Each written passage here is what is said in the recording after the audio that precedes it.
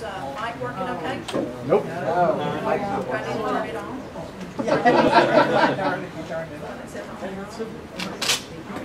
Okay, here we go.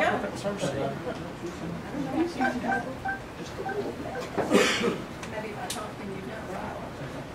Okay, welcome to the joint meeting of the Stewart and Houston County Historical Societies for our June 11, 2019 meeting. We shall start the meeting off with a pledge to the flag. We'll let Mr. Donald Lakeman lead us in that pledge. I pledge allegiance to the flag of the United States of America and to the republic for which it stands, one nation, under God, indivisible, with liberty and justice for all. And since this is a joint meeting with Stewart County, I'll let them see if they have any announcements or any business that they want to take care of. Ski is right here. She is the Vice President of the Stewart County Historical Society. Brenda Lewis is the president, and she's not going to be able to be here tonight because her husband Carlos had a stroke last week. But I just talked to her out before I came in, and he's doing pretty good. And he's got some mobility problems, but his mind, and I said it was still good, but we questioned that to start with. But he knows his story, so he's still doing good. He's got all the nurses chasing him around telling the story, so he's doing good. I told Brenda she had to take care of herself, so she wanted to thank everybody for their concern, their prayers, and also continue that with them. So that's why I'm here as vice president. So it seems like I'm vice and everything, and I end up being president more than I think I should. So anyway, we got a couple things coming up, and it's more Henry County. But I got some brochures about some music information coming up the 28th, 29th of June, and it's going to be at Parish Landing. And I got these you can pick up. And on the 28th, on a Friday, it's at Tennessee National Wildlife Refuge. We're going to have a band there playing, and we have food at different places. Some places have cover charges or entrance fees, but the one at the refuge is free. So that's what this one here is. So I'll leave these here for you to pick up. And then I was going to bring this up to the meeting anyway. Is Fort Negley has a display about the U.S. Color Troops, and it's about 17 guys, and it's going to June 19th. That's in Nashville. But I thought that would be something interesting. Anybody might be interested in that. And they're doing a lot of neat stuff up there. So that's Fort Negley. And then Fort Donelson has a summer program for kids, and I got one flyer for that, and I can leave it with somebody if anybody wants to know about that. But it's a lot of during the week programs. And I'm doing the Bluebird program on the last day of it in late July, I think so. I'm doing that one. And you said there's something going on at Fort Donelson this weekend. I don't know either, so I'm out of that loop, so I thought I did, but I don't. So we're just glad to be here. Sign up on Facebook and get the notifications. But I thought I saw that, but I didn't see what that is. So we got a few people from Stewart County Historical Society here, but we got a couple other people that are here I've invited to. They're volunteers at Cross Creek, so we're glad to have them here. And Jim Long's here.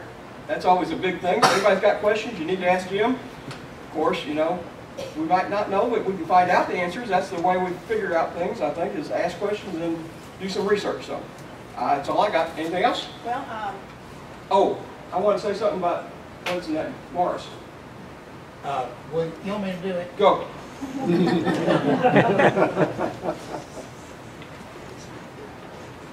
I'm Lawrence Saunders, and it's hard to get me down once you let me get up.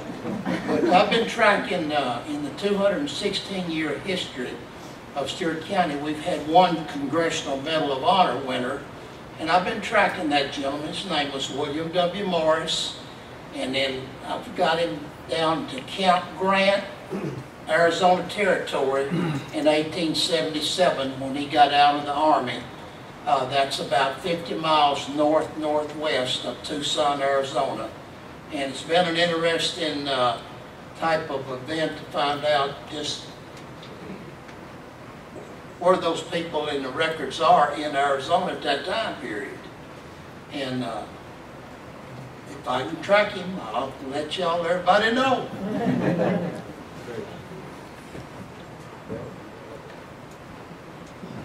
well, I was given the CDs from the World War I program for the Stewart County Archives collection.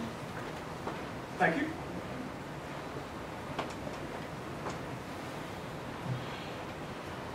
Miss Betty, do you have a treasurer's report for us? Yes, I sure do.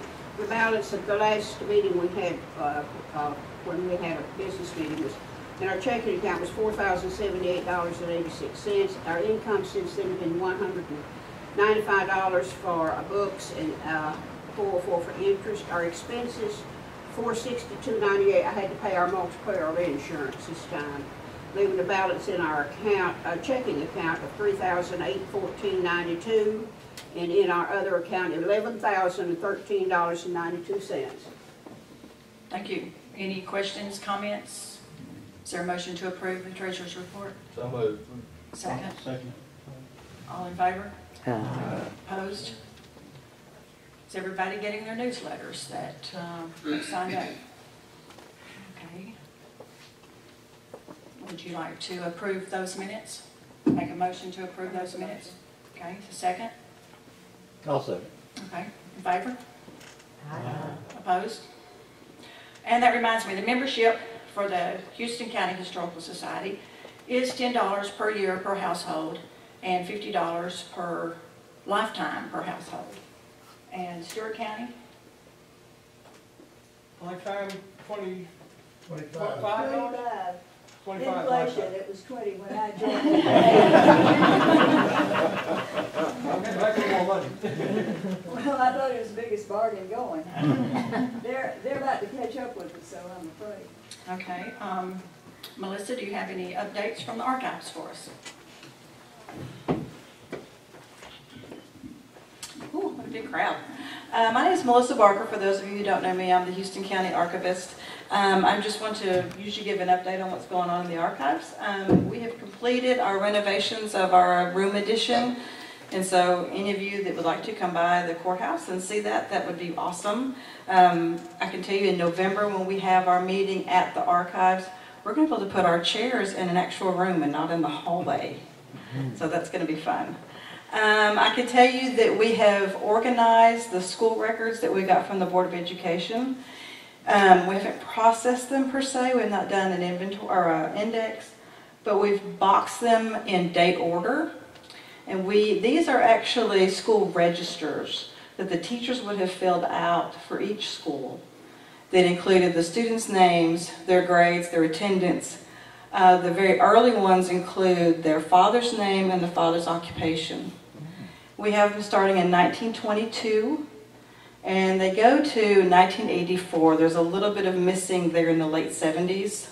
But they take into account all the little schools that we used to have, all the little one-room schools, like Spring Hill and Pollard. Interestingly, and I don't know why, but none of the African-American schools are represented. I'm not sure where they went. I would also like to say that, I was going to say, telling you that because if any of you are looking for anything in those records, we have them organized so that if you come and want to see them, I can pull the box of the years that you want, and they're easy to look at. And so we're hoping to clean them because they're kind of dirty and kind of get an index of what we have. But I wanted to also say that a few weeks ago, I was privileged to visit the Stewart County Archives. I try to go once a year to see my friends there. They are great supporters of us here in Houston County, and I of them. I can say that they have a new archivist, Miss Vanetta Stavely. Would you stand up, Miss Vanetta, please?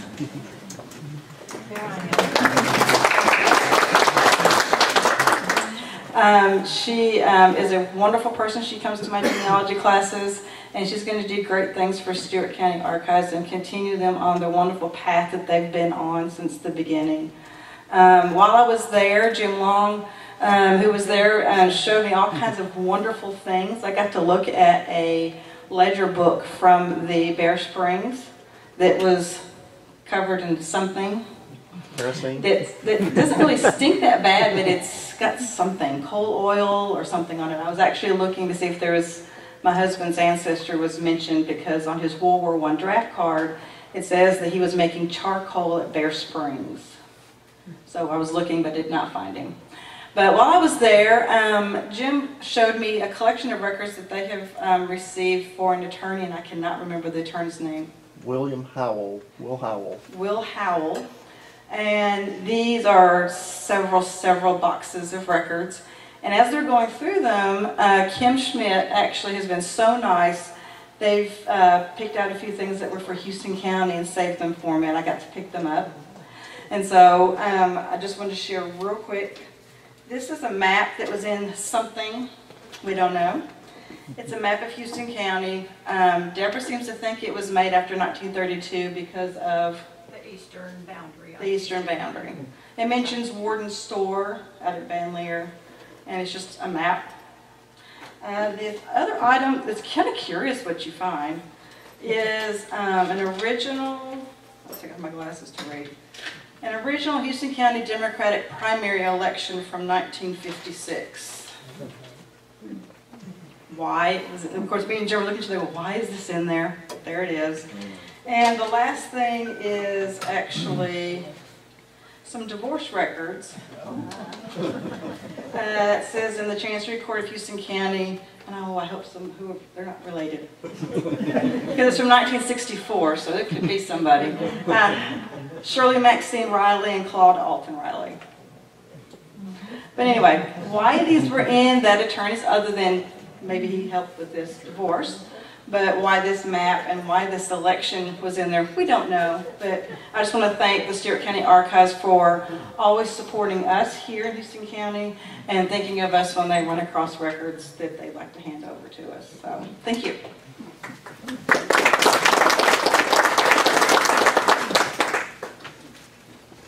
And Ms. Kay Branch, if you will come and let us know about Mr. Mike Davis, please.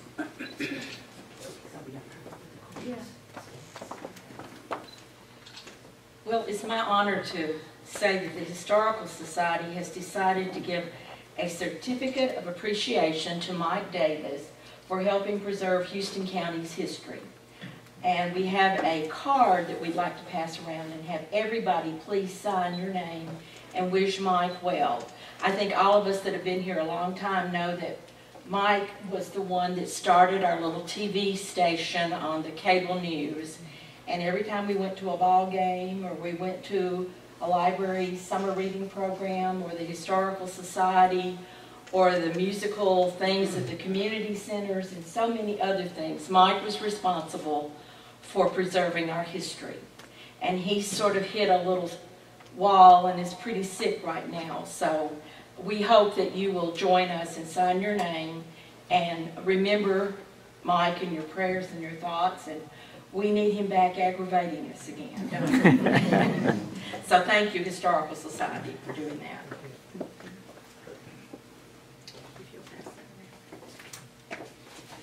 Thank you.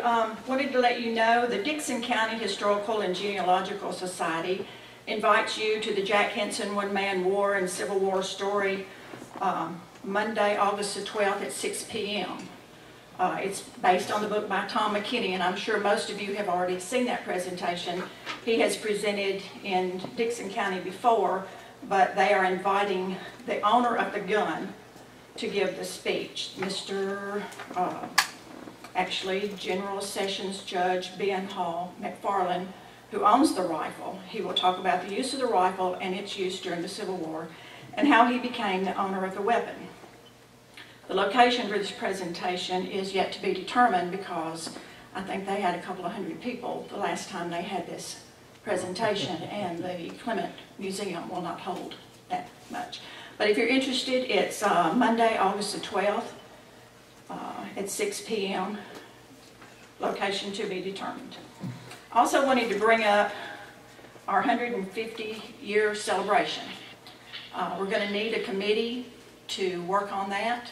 If you have any ideas, you don't have to be on the committee, just submit your ideas. If you want to be on the committee, we need to get one going and see if we can get something going for 2021.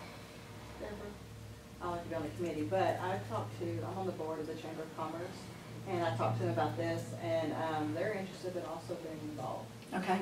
So it could be a joint venture, it could be each one of us doing something separately, but it'll be here before you realize that. Had a letter, talked to this girl this weekend, and she wanted me to run this by you. My name is Bo Jameson. I grew up in Houston County and now live in Dickson County. While my ancestral graveyard on Memorial Day, I and my cousin Drew Scholes, who is a lifetime resident of Houston County and is involved with reenactments of the War of the 1860s, discussed ghost tours and cemetery walks. We came up with the idea of a cemetery walk to honor our fallen military personnel buried in Houston County. We considered a central location in Houston County that would be accessible to the public. We decided the McMillan Cemetery, across from the Houston County Middle School, would be perfect. It is my understanding there are approximately 54 military personnel buried there, some from the War of the 1860s to present. What Drew and I have in mind is to pick a number of these brave soldiers, do research on them, and present their stories to the public with a cemetery candlelight walk. We are thinking we would like to make this an event for Memorial Day weekend in 2020. I'm grateful that Ms. Deborah Stanfield of the Houston County Society is so kindly presenting this to you tonight, as I was unable to attend myself. I know how much your society does for the county and wanted to run the idea by you all.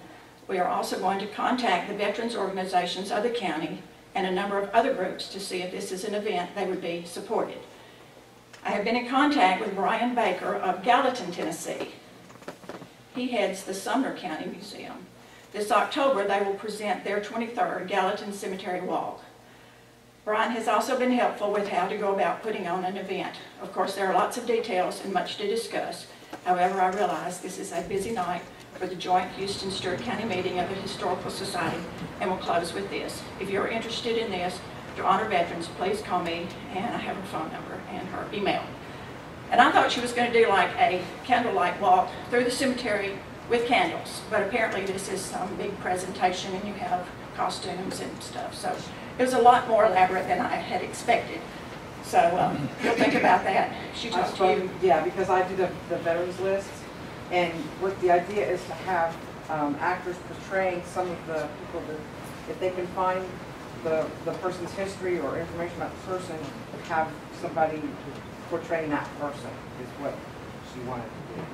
And the cemetery itself is on a little slope, and you'd be parking at the middle school, and it would be at night, and yes, you know, yeah, so think about that. She's wanting to get that presentation going. Yeah. You might tell her that every DAR takes it. The DAR, okay. Because I've got to get her the list of the veterans. Okay. The list of the veterans. And then that might be another joint venture for us. Yeah. If you have not signed in, or if you think Miss Betty has not signed you in, please do so. And if there is any other old business or new business you can think of that we've not discussed, we need to get along with our program. And any old business or new business they can think of. Okay, we have the program tonight. Mr. Hank McElway and Marc Wampler will present our program tonight. And we'll remove this podium and let you get started.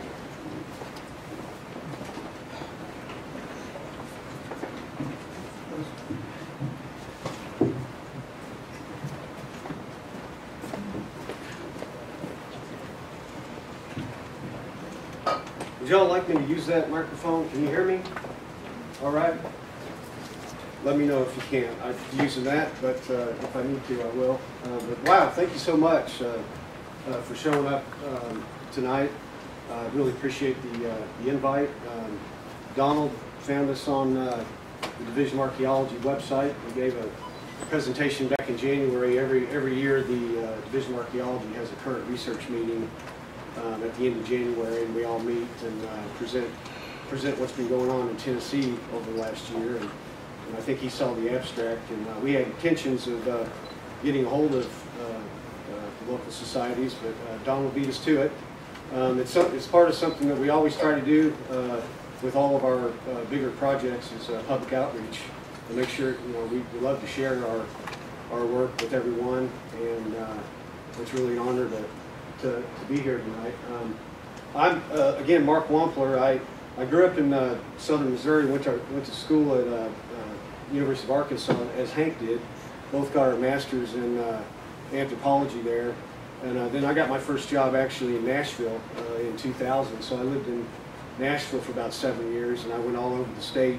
Got kind of cut my teeth in our business throughout Tennessee. So I love Tennessee. We love Nashville as well, but my kids got to school age, and I kind of wanted to get them to a smaller town. So I'm up in Kentucky now. Hank and I are in Lexington, Kentucky. Most of our, I wanted to, again, just introduce myself there, but wanted to just give you a little idea about us. Wood is a huge company. It's international, 65,000 employees doing all kinds of things everywhere. But we have a little group that does what's called cultural resource management. And most of our folks are based out of Louisville, Kentucky. We've got about 20 or so folks there. We got a few folks down the road in Lexington, where Hank and I are, and then we have some personnel out in Jefferson City, Missouri. So even though we're based in kind of mid-south, midwest, we do work all over the southeast, even out west past to Oklahoma and beyond. And just kind of a summary there of our group. Hank's been the manager. He's grown this group since about 2002, somewhere around there. And so went from like 3 individuals all the way up to about 30, 35 now. We have all kinds of on-call folks too that help us out with all the crews. Just a list of what we do, but the crux of what we do is kind of this first one. So the National Preservation Act was passed in the mid-'60s, and so that kind of spawned the cultural resource management side of things. So anything that's federally funded needs to be checked out for archaeological resources. So typically what happens, it may be a road, it may be a transmission line, it may be any sort of development, but there's a section in that law, that's Section 106, that you need to check it out for archaeology. So typically we go out and try to find the sites, whether they be Native American sites or more historic sites, and evaluate them according to what their status might be for getting listed on the National Register of Historic Places. So oftentimes we find sites, they're disturbed, they're shallow, they're not terribly significant, so that we deem them ineligible.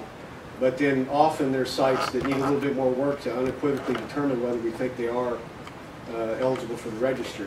And that's where we kind of take it a little bit further, and we go out and test the sites more methodically using what we call test units. And we deal in metrics, so all those test units generally measure 1 by 1 meter, 1 by 2 meters, and then we take them down very incrementally in 10 centimeter levels and get a lot more detailed. And if it is eligible, if we determine it eligible, then you can either, the preference would be to avoid it. Preservation is key, but if it can't be avoided, that adverse effect to that site needs to be mitigated by that law. So we develop research designs, and I'll get into that in a little bit. Just wanted to give you a little bit of background of where we stand. But as you can see, we have a whole suite of different aspects of cultural resource management that we need to have on staff to accomplish these projects. So Brunsoni Furnace, it's located, extreme south. It's just, I'm sure a lot of you have, it's just north of the Hollister House over here, and just west of the Cumberland Fossil Plant on TVA property. We have a contract with TVA, and they call us on a monthly basis for all kinds of projects. And this happened to be one that they called us about. And you can see that it's, I showed a topographic map here just to show that it's in a nice little kind of holler there, real steeply sloped on either side, and as it turns out, that's in some cases a pretty good spot for a furnace. It's actually listed on the National Register in '88 as part of a multi-property submission.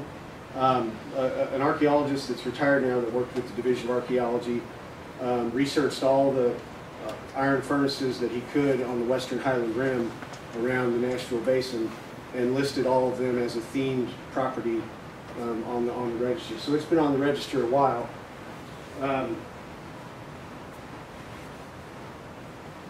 At that time, they kind of made some a quick sketch map of what they noticed back then. That you can see that you probably can't see it too well, but they identified the potential race associated with the furnace. And some other things, and then they have their boundary here. The whole boundary measures about 14 acres, so it's quite large.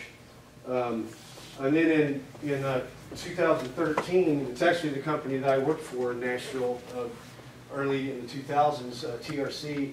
They went out and did what's called a reconnaissance survey of the site. Since it's on the register, if you're going to do any sort of subsurface investigation, you'll need to consult with the State Historic Preservation Office and have a memorandum of understanding with them and come up with a research design and whatnot. But they did go out and were able to find the slag and brick concentrations, the furnace area, and the probable furnace race. So they relocated all that, and that's all they did at that point. Well, a couple years ago, TVA's got plans for a proposed landfill in the area, and they needed a haul road for that landfill. They researched all kinds of different options, and this turned out to be the best option. There's already kind of an old Forest Service road that goes right through the hollow there, and so they chose that option. So then we're entering into this mitigation adverse effect scenario that I was talking about earlier, where we need to try to develop a research design to get as much information we can from the site before there's construction at the location. So our research design was multi-staged. Of course, all of our historic archaeology involves archival research. Extremely important aspect of the research ahead of time to know the full context of the site, who owned it, who lived there, what, in the case of an historic farmstead, in the case of the Brunsoni furnace, just different aspects that we can find out about the past that will help guide our investigations. We also did our own reconnaissance survey to relocate all the features. We started in the winter of 2018, so the coverage was fairly good. It wasn't too overgrown yet, but as you'll see, we had to go back, and it was quite dense. And one of our stages is geophysical investigations or remote sensing. Some of you all may have heard of like ground penetrating radar. That's one method.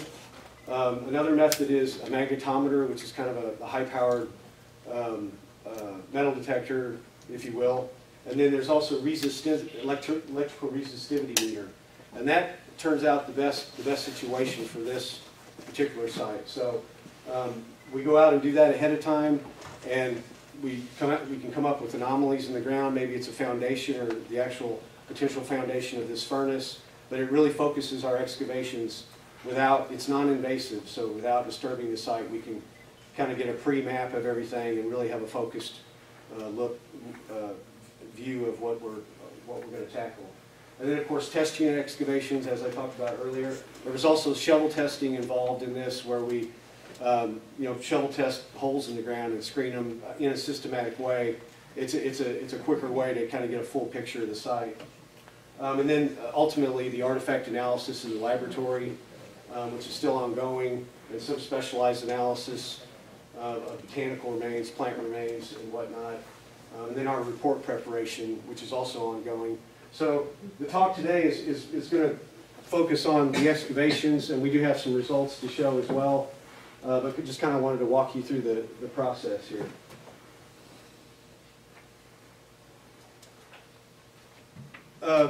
Brunsoni furnace was established probably as early as 1829 or 1830 by Jesse Brunson.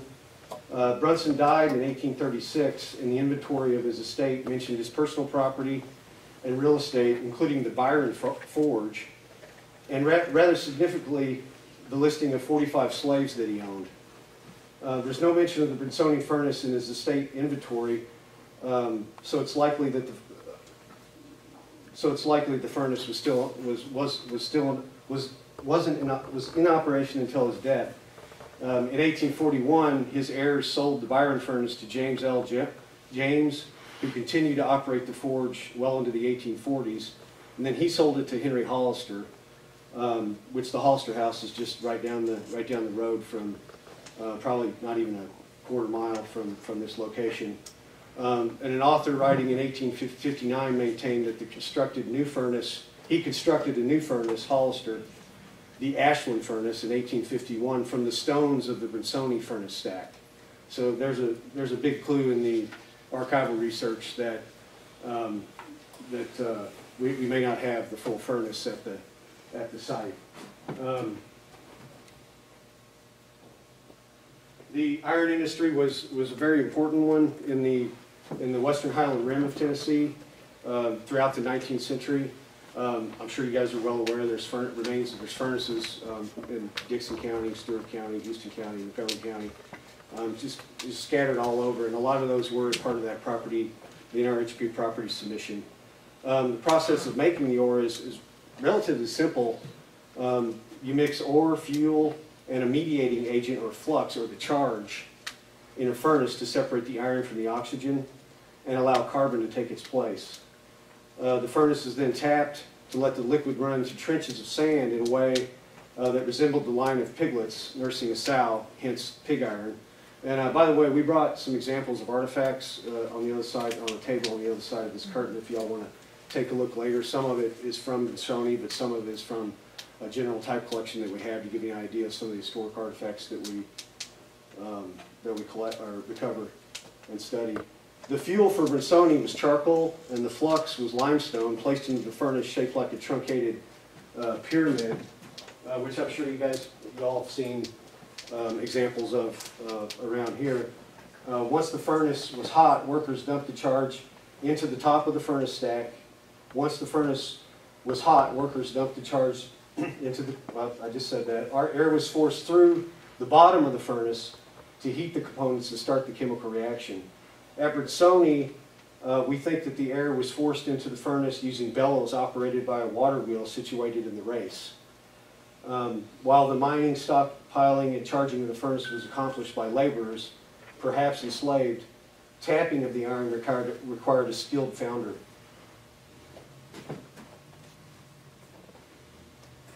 So again, we had a good idea from the previous investigations where everything was at. Went out and relocated everything. And the initial investigations started with clearing. We focused initially just on the furnace components. That was our agreement with TVA that we needed to delineate the components of the furnace, and we had assumptions that there may be worker areas or worker quarters within the site boundary, but often that's not the case. Sometimes it is. This is a very confined little hollow there. We didn't know if that was out there, so we went ahead and just assumed, okay, we're just going to look at the furnace. So we went out, cleared the furnace area, and you can see there's no furnace above the ground. But we did the geophysical investigations and found. Here's the shot of the rakes too cleared out. Hank and I actually came to Aaron to buy all the rakes to help us get that cleared out. That's right. But it's situated, the furnace is over here, so the thought process is the water, the wheel would bellow and fire the furnace at the bottom. I didn't get that. This is a kind of overall shot of a lot of the investigations, but initially we just focused on these three grids for the geophysics. The furnace is right in here, here's the race, and that was our initial investigations. Plus we shovel tested the whole 14 acres at 20-meter intervals to kind of get an idea of what else might be out there. And just a shot of the geophysical investigation overlaid on the grids and all the anomalies that we found along the way. So often we go out and core those anomalies first to see what we've got, or we'll lay a test unit on top of that and see what we're coming down on. Just a shot of everybody getting going there.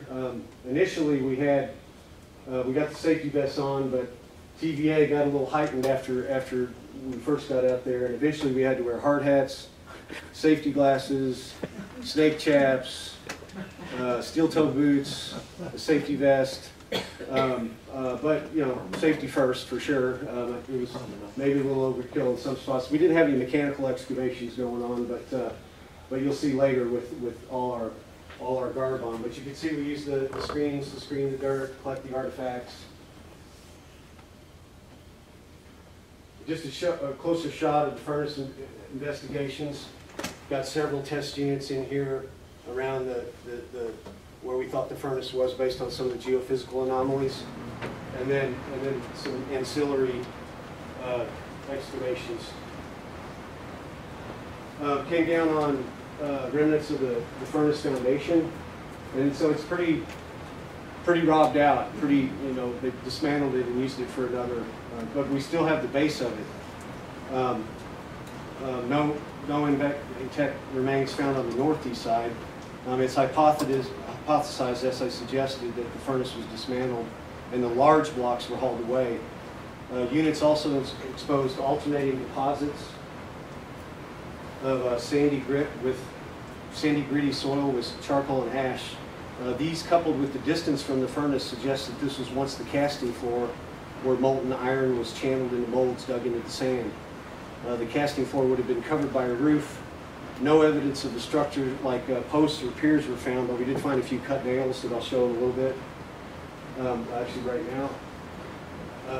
I wanted to quickly show some of the profiles of the test units though as well, where we really clean off these profiles and delineate all the different zones, all the episodes that have gone on over time at the site. Pretty shallow. Compared to some other, like Native American sites, can get fairly deep. But just to give you an idea of how kind of meticulous we are on the test units.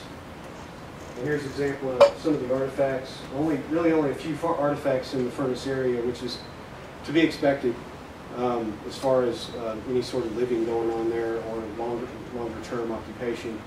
But it included pig iron fragment, which we have over there, nails, a little bit of animal bone, brick, and some historic ceramics, pearlware.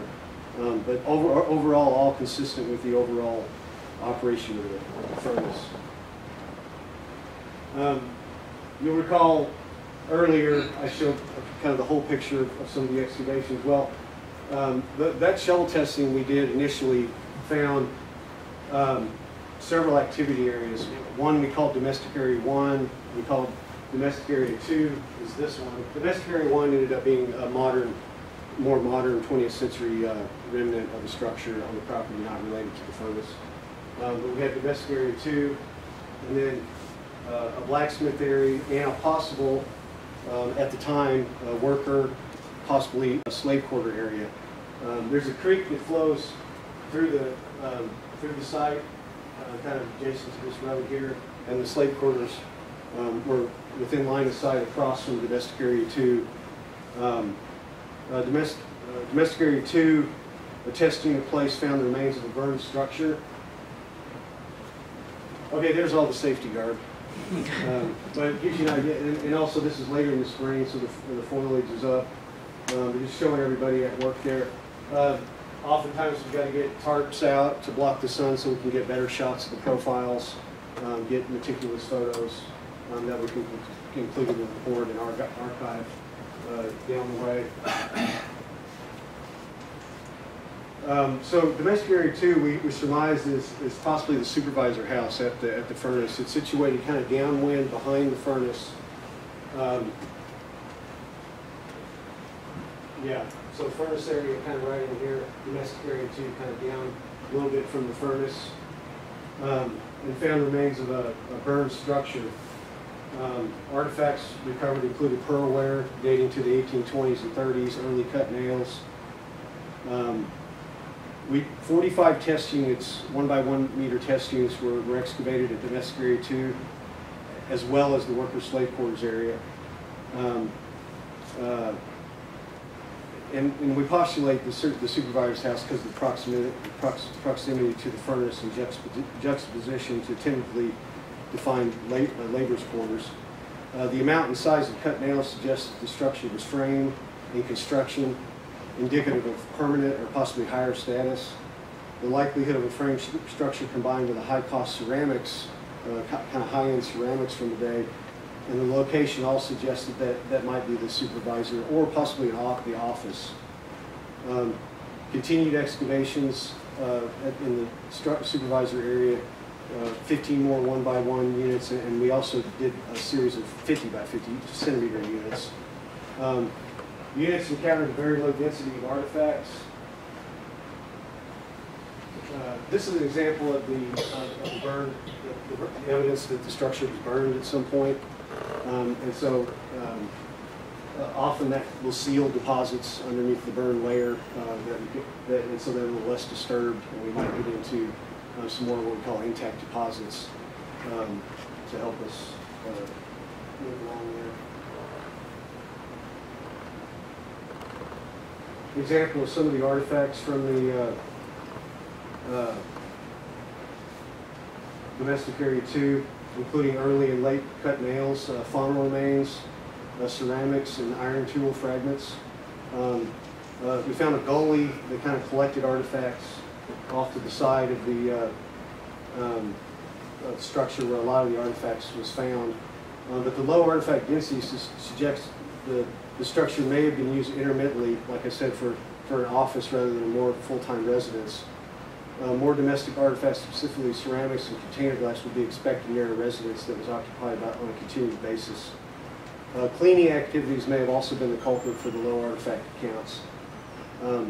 But preliminary analysis suggests that the ceramic sherds from the supervisor area cross-mend with some of those from the worker quarter area that I'll speak about in a moment.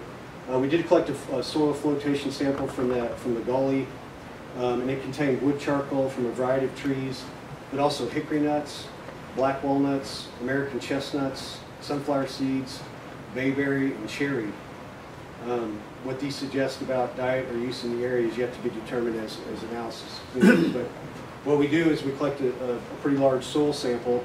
We float that through a flotation process and send off to a person that's an expert in identifying botanical remains, and that lets us know quite a bit about what's in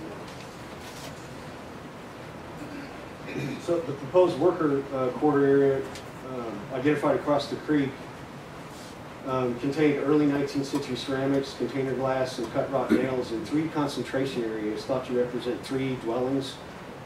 Pier stones and brick fragments were found in these 3 locations, as well as are hypothesized to be the remains of dwellings possibly where enslaved workers lived while working at the furnace. It's within line of sight from the creek to the proposed supervisor's house. A spatial arrangement like plantations where overseers were geographically separated but easily surveilled.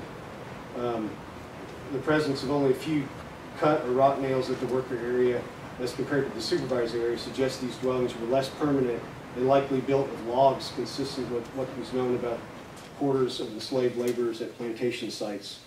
We dug 29 test units, additional test units over there. House 1 was the most northern concentration. It revealed the remains of a chimney right here, right up against a tree, actually, with the roots going through it. Not too impressive, but it's definitely a chimney fall right there. The units in the chimney area contain brick and ash consistent with relatively large hearth associated with the domestic structure. We also got a dense midden containing a high frequency of faunal remains. I think the count was like 800, I think it was 800 fragments of fauna. We ended up having to sample that. It was a large collection of faunal remains. One unit in the midden yielded 143 artifacts. A large limestone rock and linear concentration of artifacts were encountered, and maybe the remains of a foundation. Another unit, 315 artifacts. Excavation south of the chimney identified a possible pier stone. The units in the slag and brick area around the workers' quarters had artifact-bearing deposits with ceramics, cut nails, iron tool fragments. It's possible that it represents a prepared floor. That's over here. A plan view shot of that where domestic activities occurred, and maybe another room to a large saddleback type structure that extended on either side of the chimney. A few cut and wrought nails were also found, suggesting the structure was composed of log.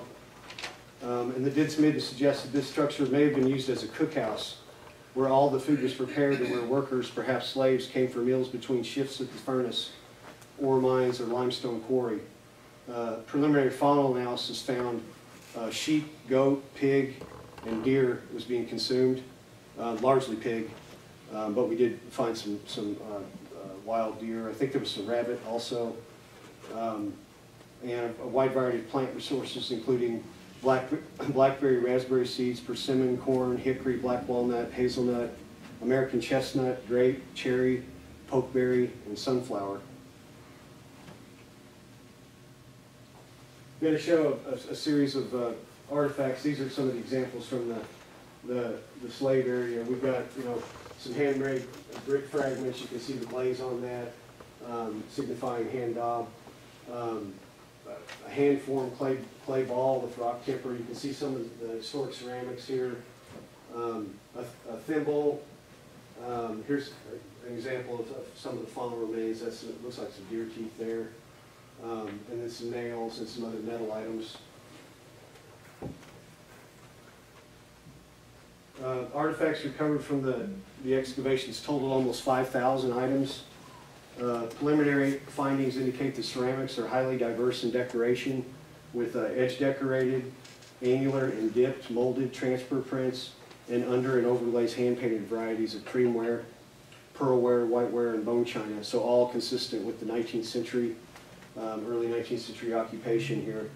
And by the way, that's a type 1830 or 1829 to 1836 perhaps. We're only talking about a 5-year operation that we think, which is rare, that you would get that archaeologically, and so it's kind of interesting that we got the slave quarter area with that type of an occupation. Detailed ceramic analysis identified 253 vessels in a variety of wares, decoration, and forms. Wares included bone china, Chinese export porcelain, creamware, pearlware, and whiteware.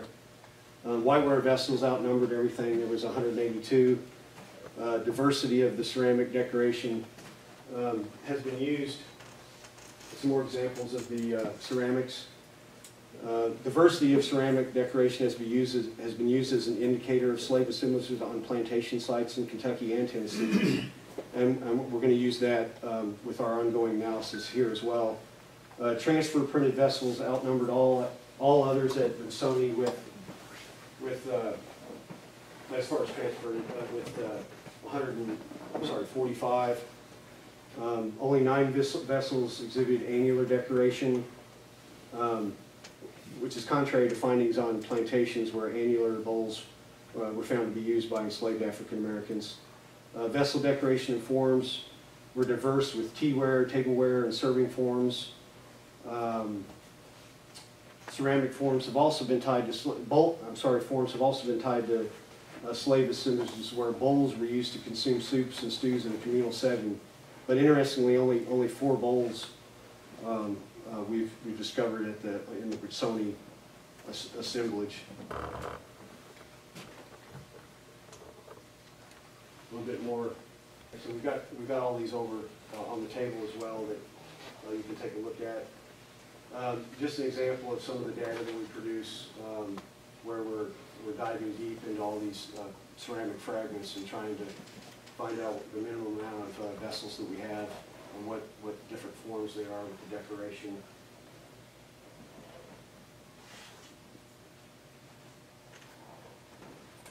So our research is ongoing.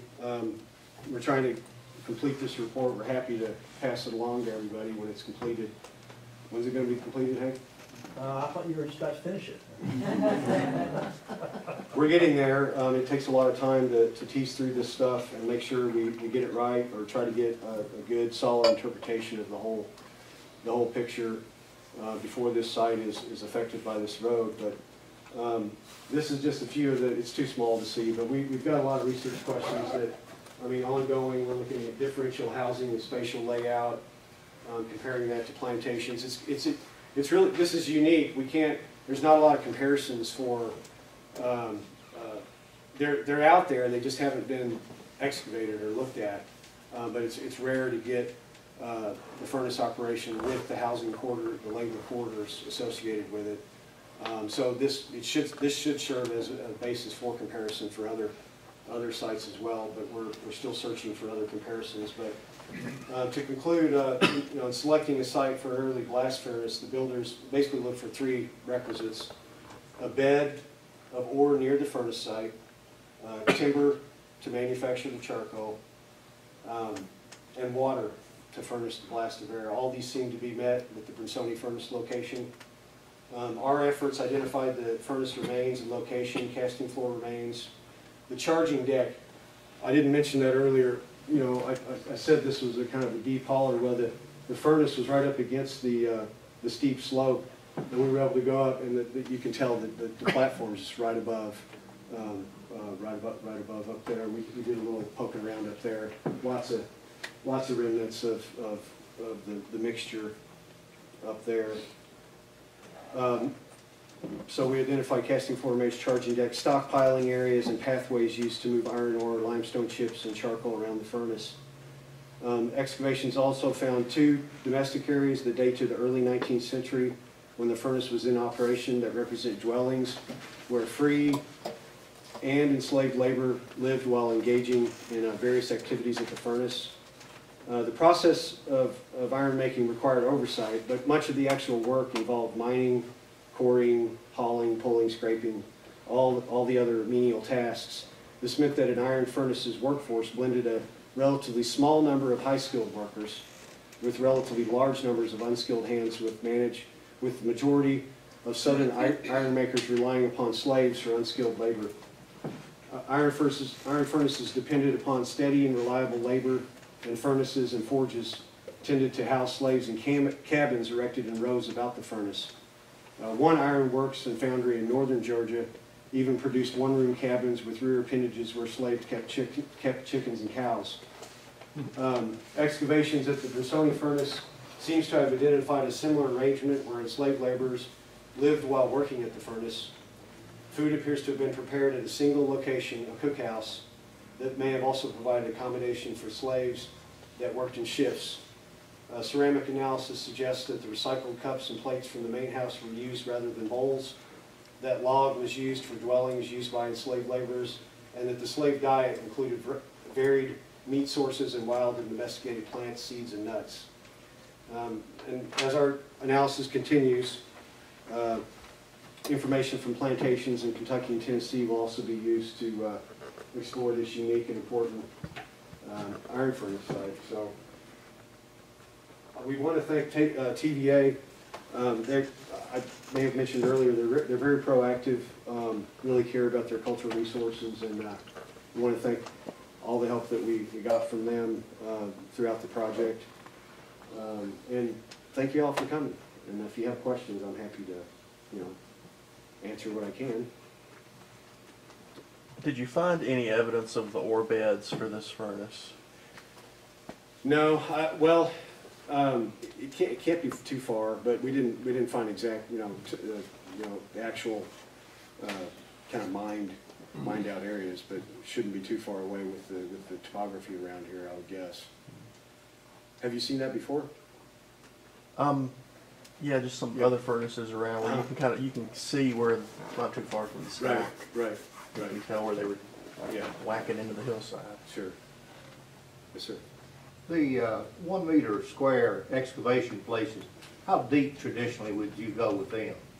With this particular site, it was fairly shallow, so it wouldn't be more than 50 centimeters, so wouldn't be too far down. But a 1 by meter 1 test unit in, say, a floodplain or a terrace where you've got a Native American site, I mean, that can go safely to 1 meter deep, but then it can go beyond that where we would have to get mechanical excavations involved, because they can, Hank's been on sites where there's earlier Native American occupation up to 3 meters deep, especially on rivers like the Cumberland or Tennessee, on Wells Creek or some smaller streams, more probably a meter deep because of all the flood deposits. But yeah, this historic site is fairly shallow, so relatively.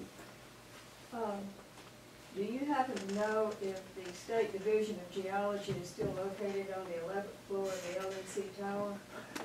Last time I checked, they were. Okay, well, a publication I think you referred to in passing on the iron furnaces of the Western Highland Rim, which is about this thick We have. this big. Yeah, we've got It's that. available there. Okay, great. Yeah, I have a copy. I have a copy.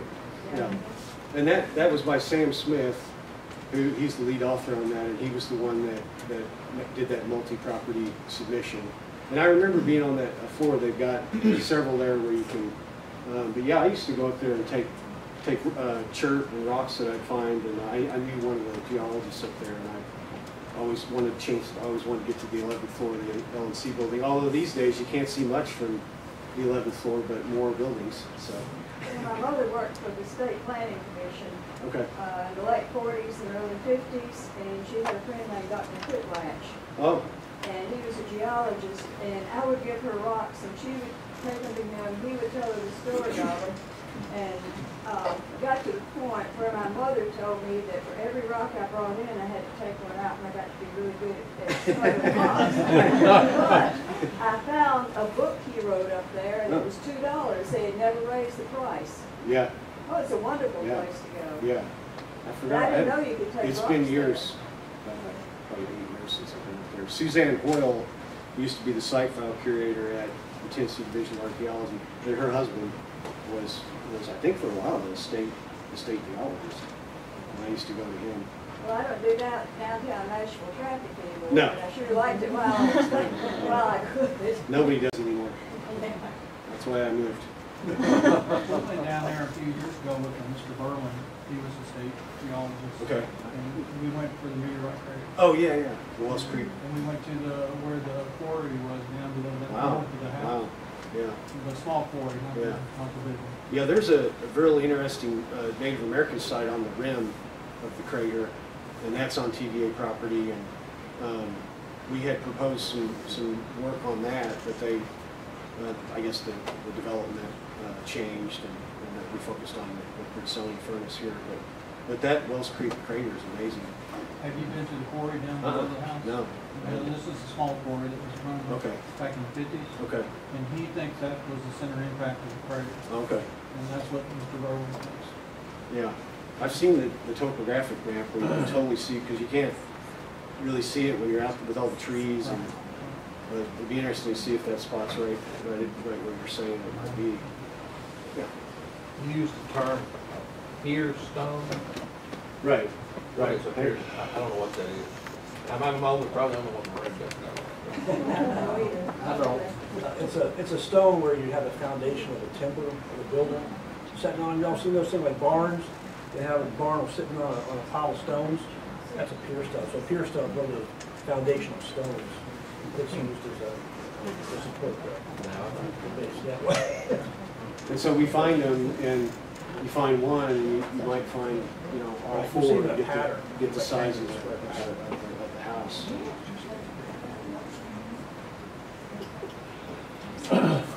If you mentioned it, I missed it, but anything regarding Native American artifacts?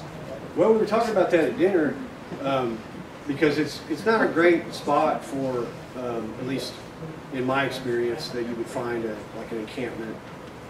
But I want to say we picked up an arrowhead. I think we had some chips or something. Yeah, but it's not unusual even at a historic site that you would pick up an arrowhead or two, because they collected them just like anybody else would, But I'm pretty sure that site wasn't that it wasn't like an encampment there for Native Americans.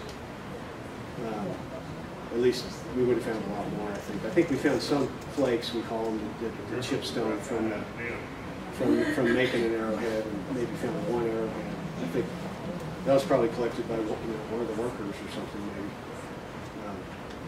And they're everywhere. All over the place out here, for sure. Any other questions or comments or anything? Thank you, I appreciate it. Thank you.